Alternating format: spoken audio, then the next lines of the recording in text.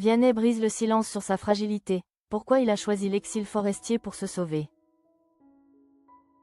Les trajectoires de flammes cachent souvent des fêlures invisibles que seul le silence radical peut révéler. Vianney, figure totémique de la chanson française, vient de livrer sur Instagram un témoignage d'une sincérité déroutante. Après 10 années d'une ascension fulgurante et 4 albums couronnés de platine, l'artiste originaire de Pau a choisi de troquer l'agitation des studios pour l'austérité et le calme de la forêt. Hier, au-delà des planches et du béton, c'est un aveu poignant qui émerge de ces mots. Aujourd'hui, je parviens à dire que je n'allais pas bien, confie-t-il, reconnaissant enfin l'épuisement émotionnel qui l'a poussé vers cet exil salvateur. FELUSURE secrète, le prix du succès et le dévorement créatif. Le parcours de Vianney est l'illustration douloureuse de ces succès foudroyants qui finissent par dévorer en silence leur créateur.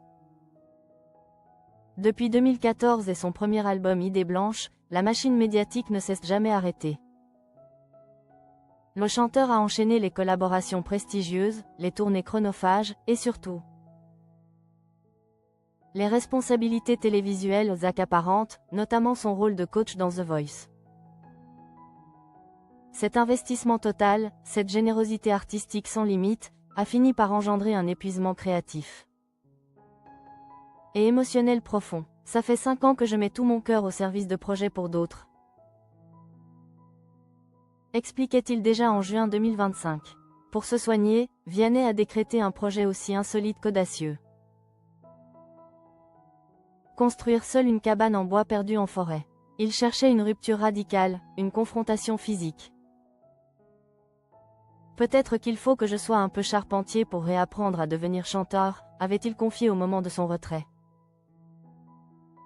4 mois plus tard, les fondations de ce refuge prennent forme, mais l'artiste y trouve les difficultés techniques qu'il cherchait précisément pour entamer sa reconstruction intérieure. Sapin le sanctuaire thérapeutique, une reconstruction planche par planche.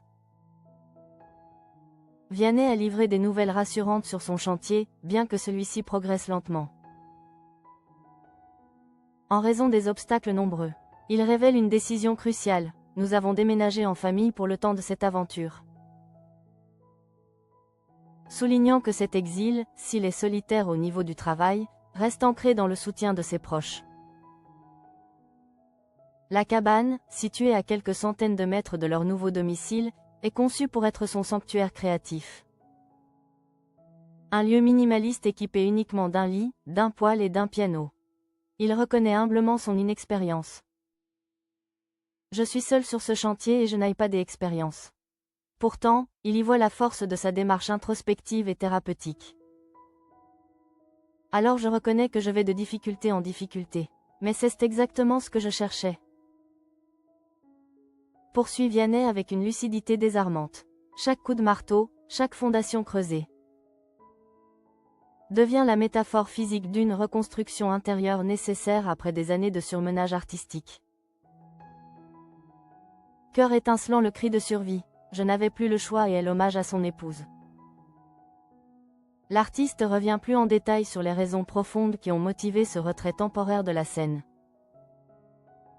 Il promet d'expliquer un jour mieux le pourquoi de cet exil, mais l'urgence psychologique est déjà claire. La franchise est bouleversante. Depuis peu, j'arrive à admettre que je n'avais plus le choix. La cabane est donc une question de survie, un acte de résistance personnelle. Il m'a fallu provoquer ce changement de vie afin de rester debout, libre et moi-même, explique le mari de Catherine Robert. Ce refuge isolé est bien plus qu'un studio. Construire plutôt que produire. L'appel de la forêt, de la difficulté et de la solitude, résume Vianney avec poésie. Enfin, il rend un hommage vibrant à son épouse, Catherine Robert, violoncelliste talentueuse, qui l'accompagne. Avec un dévouement remarquable, il admire chez elle une qualité essentielle qui le ramène à l'essentiel. C'est intime ce que j'y admire chez elle, mais si je peux dire une chose quand même, c'est son non-esprit de compétition. Confiait Vianney. Cet ancre de paix est l'élément essentiel qui lui permet de se reconstruire loin de l'agitation.